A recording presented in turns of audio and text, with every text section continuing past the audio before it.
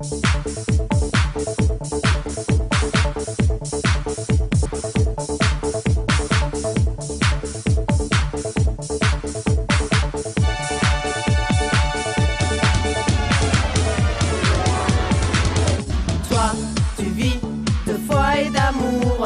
vis comme si s'approchait le jour. Pour ça, nous tous, on garde en mémoire de dire ton histoire pour ta victoire. Laissez-le rentrer,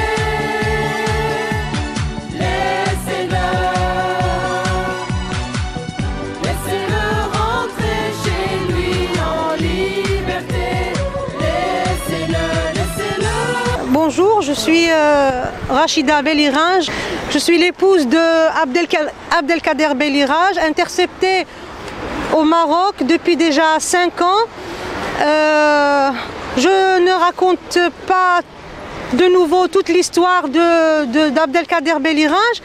Le mois passé, je n'avais pas grand-chose à dire parce que au Maroc, il passe des mois où il ne se passe rien du tout et peut-être parfois des années où il ne se passe rien du tout, et sur un mois, tout peut dégringoler pour un détenu. Je considère que depuis le mois passé, depuis 5 ans de détention de mon mari, il s'est toujours trouvé dans la prison de Salé 2. Chaque année, on devait aller le voir pendant l'été. Je ne peux le voir qu'une fois par an. On allait à Rabat, je m'installais avec les enfants à Rabat pour pouvoir aller le visiter 2 fois par semaine. Donc on allait le voir sur ce mois 2 fois par semaine. J'ai appris subitement, d'un jour à l'autre, que mon mari a été transféré, en première partie, au début, il a été isolé de tous les autres détenus. Donc il ne pouvait avoir aucun contact avec d'autres détenus. Il a été isolé pendant 2 semaines. Ensuite, on a entendu qu'il a été transféré après 5 ans dans la prison de Salé. Il a été transféré à la prison de Toulel 2, je pense, et c'est à Meknès. Et c'est une prison qui est connue pour son aspect répressif et pour sa rigidité. Donc pour moi, je considère que ce transfert est un transfert arbitraire. Il n'a rien d'un transfert légal. On peut me dire que nous pouvons transférer n'importe quel détenu et c'est tout à fait légal. Je ne considère pas ce transfert comme étant légal, du fait que tous les autres détenus ont été rapprochés de leur famille.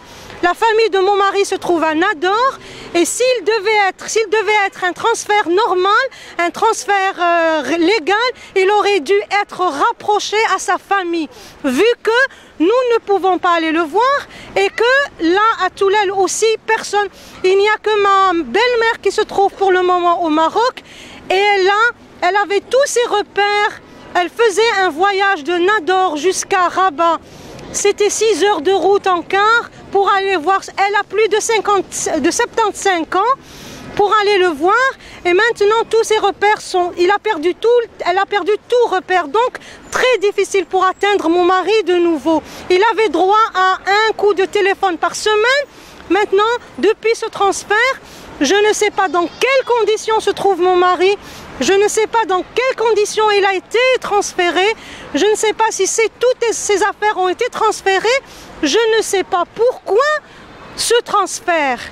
Donc voilà, je dis qu'au Maroc, et puis cet isolement, mon mari était connu pour être le sage de Salé. À plusieurs reprises, le directeur de la prison même me dit qu'il a un comportement exemplaire au sein de Salé.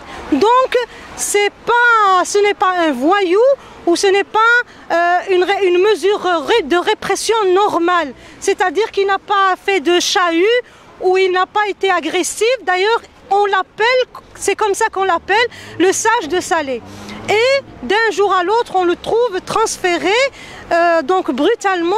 Voilà, je trouve qu'on isole les gens pour qu'il n'y ait pas, vu que dans la prison de Salé, pour la plupart, sont des prisonnier plutôt politique. Donc il n'est pas question qu'il se rencontre, on l'isole en premier lieu et puis on le transfère. Je lance un appel à toutes les organisations humanitaires présentes au Maroc pour que quelque chose soit fait. Au moins, je demande au moins, s'il y a transfert, qu'il soit légal et que mon mari soit plutôt rapproché, plutôt à Nador ou par exemple à Oujda.